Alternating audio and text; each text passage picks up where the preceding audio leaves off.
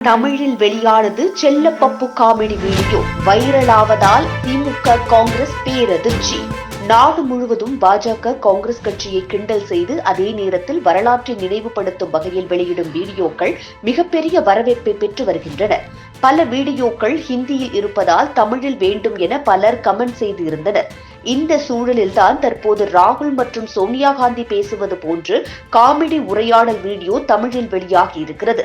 இதில் சோனியா பாணியில் பெண் கேள்வி கேட்க, ராகுல் பாணியில் ஆண் பதில் சொல்ல, மொத்தத்தில் செம்ம காமெடியாக மாறி இருக்கிறது இந்த வீடியோ. இதோ அந்த வீடியோ. சரி வாப்பா, நம்ம ஃபேமிலி ஆல்பத்தை பார்க்கலாம். இதுல என்னமா இருக்கு? இதுதான் நம்ம பரம்பரையோட பெருமை. பாரு, இது 1947ல எடுத்த போட்டோ தானம்மா? ஆமா பப்பு, அப்போதான் நம்ம முன்னோர்கள்லாம் நாட்டை பிரிக்க ஆதரவு கொடுத்து ஓட்டு போட்டாங்க. அம்மா, கொள்ளு தாத்தா எட்வினா கூட க்ளோஸா இருந்திருக்காருல்ல? ஆமா, இத பாரு. அட, இது நம்ம நாட்டோட நேவி ஷிப்ல. ஆமா பப்பு, உங்க கொள்ளு தாத்தா தான் இத இங்கிலாந்துக்கு அனுப்பி வச்சாரு. சுதந்திரம் கிடைச்சா என்ன, அடிமைத்தனம் கொஞ்சமாச்சு இருக்கட்டுமே. லேடி மவுண்ட் பேட்டனுக்கு ஒரு கடைசி ஆசை இருந்தது. அவங்கள கடல்ல தான் புதைக்கணும்னு ஆசைப்பட்டாங்க. அதுக்கு நம்ம ஸ்ட்ரெயிட்டா நேவி ஷிப்பையே அனுப்பி வச்சிட்டோம். ஏம்மா, நம்ம ஆல்பம்ல இந்த மாதிரியான போட்டோ எதுக்கு இருக்கு? இந்த பிளேபாய் புக்ல தான் நேரு தாத்தாவோட இன்டர்வியூ பிரிண்ட் ஆச்சு. பாரு, உங்க தாத்தா அப்பவே எவ்வளவு ஓபனா இருந்திருக்காரு. இத பாரு, உங்க தாத்தா ஊரலோகத்துக்கு முன்னாடி நம்ம நாட்டு ஏழைங்களை எப்படி காட்டியிருக்காருன்னு. அட, பாட்டியும் எமர்ஜென்சி எல்லாம் போட்டு செம்மையான சம்பவம் பண்ணிருக்காங்கல்லம்மா. ஒருத்தரை கூட வாய் திறந்து பேச விடல. இன்கிரெடிபிள். 1984ல ஏதாச்சும் புயல் வந்துச்சாமா? மரம் விழுந்துருச்சு, பூமி அதிர்ச்சின்னு எழுதிருக்கு. அட பாப்பு, உங்க பாட்டி செத்து போனதுக்கு அப்புறம் உங்க அப்பாவால ஒழுங்கா ஆட்சி பண்ண முடியல.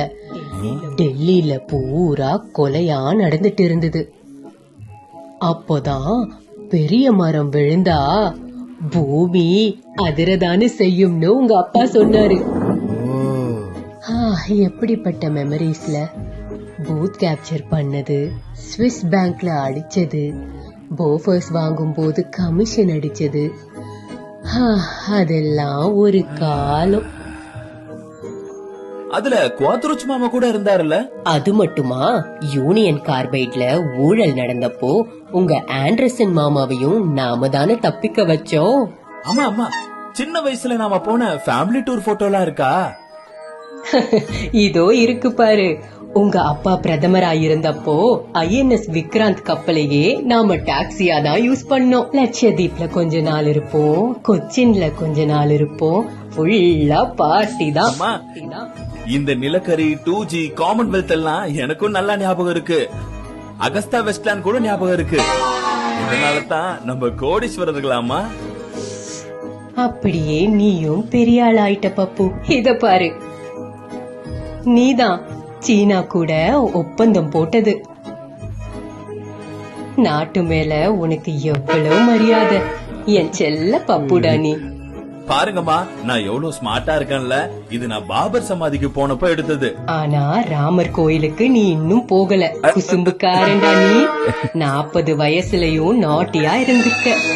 மும்பைல பாம்பு வெடிச்சப்போ பார்ட்டி பண்ண வந்தானே நீ. அம்மாக்கு எல்லாம் தெரியும்டா கண்ணா. சரிம்மா, நீங்க முதல்ல ராய்பெர்லி அமைதிக்கு எப்ப போனீங்க?